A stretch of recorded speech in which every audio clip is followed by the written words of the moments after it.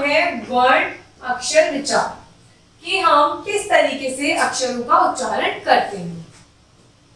वर्ण या अक्षर भाषा की सबसे छोटी इकाई वर्ण कहलाती है, इसे अक्षर भी कहते हैं। भाषा की जो सबसे छोटी इकाई होती है जिससे हम क्या कहते हैं, वर्ण या फिर अक्षर।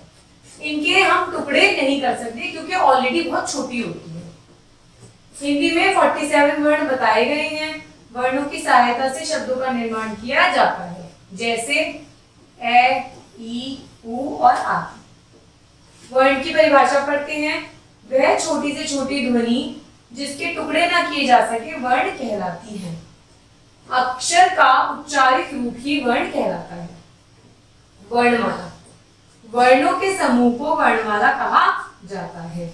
महर्षि पाणिनि के अनुसार संस्कृत व्याकरण में इनकी कुल संख्या 43 बताई गई है। हिंदी वर्णमाला में दो प्रकार के वर्ण होते हैं।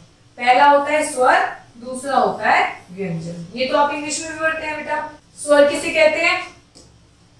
जिन वर्णों का उच्चारण स्वतः अपने आप होता है, जिनके बोलने में किसी वर्ण की सहायता नहीं ली जाती, उन्हें आप स्वर कहते हैं। मतलब जो सेल्फ इंडिपेंडेंट होते हैं, जिनको बोलने के लिए आपको किसी और वर्ण की सहायता नहीं लेनी पड़ती, जैसे ए, आ, ई आदि। उच्चारण की दृष्टि से भी जो स्वर होता है उसके तीन भेद होते हैं। पहला है ह्रस्व, तीसरा है दीर्घ, तीसरा है प्लुप्त। ह्रस्व स्वर कैसे होते हैं बेटा? जिन स्वरों के उच्चारण में कम समय लगता है उन्हें हम ह्रस्व स्वर कहते हैं, ए, ई, उ आदि। ठीक है। दीर्घ स्वर क्लियर होता है जिन स्वरों के उच्चारण में ह्रस्व स्वरों से अधिक या लगभग दुगना समय लगता है, उन्हें हम दीर्घ स्वर कहते हैं। जैसे संख्या में कितने होते हैं? 7, आ, ई, उ, ए आदि। प्लुत स्वर होते हैं जिनके बोलने में ह्रस्व स्वर से तिगुना समय लगता है, मतलब सबसे ज्यादा समय लगता है, वे प्लुत स्वर कहलाते हैं। प्रायः इस स्वर का प्रयोग दूर से बुलाने में होता है। लिखते समय स्वर के आगे 3 प्रयोग करते हैं, जैसे ओम, हे राम आदि। मतलब सबसे कम समय लगता है ह्रस्व स्वर में, उससे दुगना समय लगता है दीर्घ स्वर में, और उससे तिगना समय लगता है आपका प्लुत स्वर में। तो हमने पढ़े इस तरीके से स्वर के 3 भाग। आधुनिक समय में प्लुत स्वर का प्रयोग बहुत कम किया जाता है। अब हम पढ़ते हैं व्यंजन। जो वर्ण स्वरों की सहायता से बोले जाएं, उन्हें क्या कहते हैं हम बेटा? व्यंजन कहते हैं। हिंदी वर्णमाला में 33 व्यंजन होते हैं। इन वर्णों को स्पर्श वर्ण भी कहते हैं। 3 प्रकार के होते हैं, स्पर्श, अंतस्थ और ऊष्म। ठीक है। स्पर्श व्यंजन कैसे होता है बेटा? जिन वर्णों को बोलते समय जीभ मुख्य रूप से विभिन्न भागों को छूती है, उन्हें स्पर्श व्यंजन कहते हैं। स्पर्श मतलब जो हमारी टंग होती है, जब स्पेशल पार्ट्स को मुंह के हमारी स्पर्श टच करती है, तो उसे हम स्पर्श व्यंजन कहते हैं। जैसे क से म तक 25 स्पर्श व्यंजन होते हैं। क, च, त, और प। आप बोल के भी देखिए। अंतस्थ व्यंजन बेटा क्या होते हैं? जो वर्ण व्यंजनों तथा स्वरों के मध्य स्थित होते हैं, उन्हें कहते हैं अंतस्थ व्यंजन। ये 4 होते हैं टोटल, य, र, ल, व। व्यंजन और स्वर के मिडिल पार्ट। ऊष्म व्यंजन होते हैं जिन व्यंजनों के बोलने से गर्म हवा निकलती है। कभी ट्राई करके देखना, उन्हें ऊष्म व्यंजन कहते हैं। जैसे कि श, स, ह। तो इससे जब हमारे मुंह से हवा निकलती है तो थोड़ी सी वार्म होती है, गर्म होती है। मेल के आधार पर व्यंजन के भेद। अभी तो हमने व्यंजन के 3 भेद पढ़े, कैसे होते हैं बोलने के आधार पर। अब हम पढ़ेंगे मेल के आधार पर। कितने भेद होते हैं बेटा? सामान्य अथवा भिन्न भिन्न व्यंजनों के आधार पर भी व्यंजनों के भेद किए गए हैं। ये 2 प्रकार के हैं, संयुक्त व्यंजन और द्वितीय व्यंजन।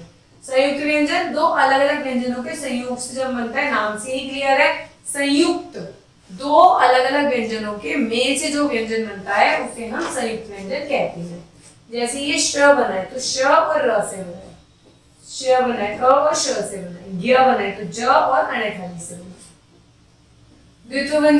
द्वितीय व्यंजन का अर्थ है एक ही अक्षर का 2 बार प्रयोग होना। जब हम एक ही अक्षर का 2 बार, जैसे पत्ते तो त 2 बार यूज हुआ ना, सच्चा तो च 2 बार यूज हुआ। तो इस तरीके से जब हम एक ही अक्षर का 2 बार, दिखा है ना द्वित, तो जब हम एक ही शब्द का 2 बार यूज करते हैं तो उसे द्वित कहते हैं। आप पढ़ते हैं उच्चारण के आधार पर। पहला होता है अल्प प्राण, दूसरा होता है महाप्राण। अल्प प्राण में जिन व्यंजनों के बोलने में वायु की मात्रा कम और कमजोर होकर निकलती है उन्हें अल्प प्राण व्यंजन कहते हैं।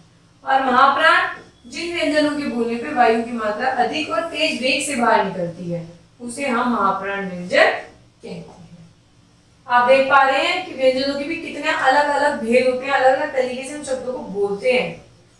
प्रयत्न, वर्णों के बोलते समय मनुष्य को जो प्रयत्न करना पड़ता है उसे प्रयत्न कहते हैं।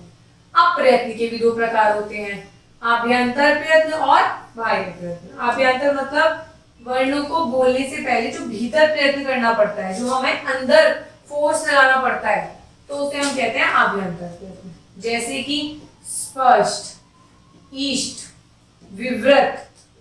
बाह्य वर्ण के अंत में होने वाले प्रयत्न को बाह्य अंतर कहते हैं। जब हम वर्ड बोल देते हैं तो उसके बाद हमें जो जोर लगाना पड़ता है उसे हम बाह्य प्रयत्न कहते हैं। ये भी चाह होता है घोष, अघोष, तो श पे प्रेस कर रहे हैं ना, अल्प प्राण, महाप्राण, इस तरीके से। अब देखते हैं अनुस्वार क्या होता है। अनुस्वार, इसका उच्चारण म के समान होता है, इसका चिन्ह होता है बिंदु के मामले में। अंगूर, मुंह, ये क्या होते हैं अनुस्वार। विसर्ग क्या होता है बेटा, इसका उच्चारण ह के स्थान पर होता है। ये हम ए लगाते हैं ना, तो दुख, प्रातः, है यूज हो रहा है। चंद्र बिंदु तो आप जानते ही हैं जिनका उच्चारण मुख और नाक से होता है। जब हम बोलते हैं चांद तो हम नाक का और मुंह का दोनों का यूज कर रहे हैं। आंख, इस तरीके से। हलंत क्या होता है, जहां व्यंजन का प्रयोग स्वरहीन होता है वहां उसे नीचे टेढ़ी रेखा हलंत लगा दिया जाता है। जैसे इसका विदवत, तो जो हलंत है उसका प्रयोग नहीं है पर उसका प्रेजेंस है। ठीक है। वर्णों के उच्चारण के स्थान, कि हम वर्णों का जब उच्चारण करते हैं तो उन वर्णों का उच्चारण हम कहां से करते हैं। हम मुख के जिस भाग से जिस वर्ण का उच्चारण करते हैं उसे हम उच्चारण स्थान। कंठ से क्या वर्ग का, कंठियस का मतलब गला। ठीक है। तालु मतलब हमारे तालवा जो होता है, जो हम च का यूज करते हैं। मूर्धा मतलब ट वर्ण का, ट, चंग का यूज हो रहा है। दंत जिसमें हमने दांतों का यूज होता है, ट। ओष्ठ इसमें हम प का यूज करते हैं, इसमें अपने होठों का यूज करते हैं। कंठ और तालु, जब हम ए बोलते हैं तो हमारा कंठ, गला और तालवा दोनों यूज होते हैं। नासिक, जब हम नाक का यूज करते हैं, अंग, खाली, ण, न, म, तो इसमें क्या हो रहा है, हमारा नाक और मुंह दोनों यूज हो रहे हैं। कंठ, कंठोष्ठ मतलब कंठ और ओष्ठ, गला और होठ हमारे, ओ, तो होठ यूज हो रहा है ना। दंतोष्ठ मतलब दांत और ओष्ठ। व, जब हम व कर रहे हैं तो हमारा दांत भी लग रहे हैं और होठों का भी इस्तेमाल हो रहा है। व्यंजन और स्वर का मेल, व्यंजन वर्ण में मिलने पर स्वर्ण वर्ण अपना रूप बदल लेते हैं। इस बदलने रूप को मात्रा कहते हैं। स्वरों की मात्रा के भेद। अ कोई मात्रा नहीं होती है, अ की। आ की ये मात्रा होती है। ई की छोटी की मात्रा होती है, बड़ी की बड़ी की मात्रा होती है। इस तरीके से हम मिला के यूज करते हैं। क, आ, का, की, बड़ी ई लग गई। ऊ तो छोटा ऊ, बड़ा ऊ तो हो गया पू, ऋषि तो र, मात्रा इसकी ये है।